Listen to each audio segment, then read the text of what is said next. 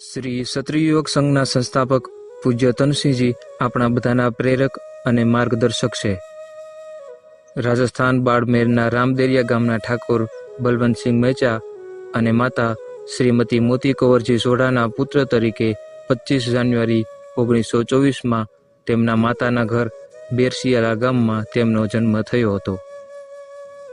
લગભગ 4 વર્ષની ઉંમરમાં તેમના પિતાજીનું અવસાન થયું.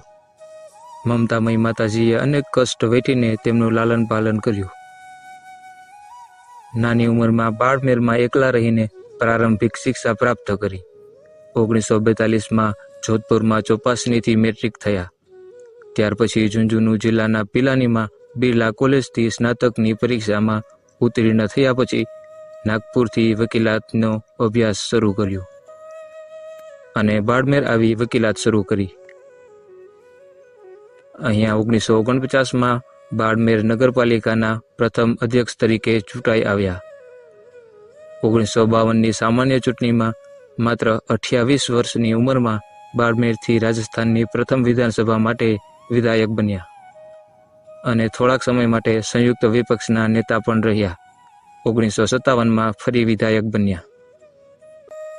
1962થી 1977માં બાડમેર જેસલમેર જેવા નિર્વાચીન ક્ષેત્રથી સાંસદ બન્યા. 1967માં પોતાનો જ વ્યવસાય શરૂ કરી અને પોતાના અનેક સાથીઓને રોજગાર ઉપલબ્ધ કરાવ્યો. 1946થી 1954 સુધી અને 1959થી 1969 સુધી સંઘ પ્રમુખની જવાબદારી સંભાળી.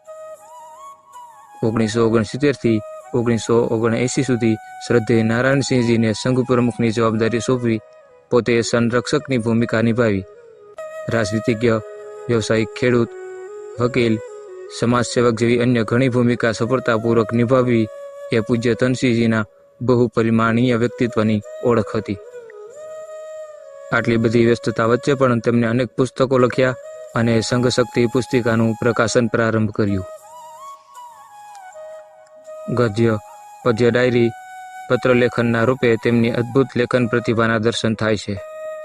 શ્રી ક્ષત્રિય યુવક સંઘના રૂપે સમાજને અતુલ્ય ભેટ અર્પણ કરનાર પૂજ્ય તનસિંહજીનો લૌકિક દેહનો દેહાવસાન 1979માં 7 ડિસેમ્બરે થયો હતો.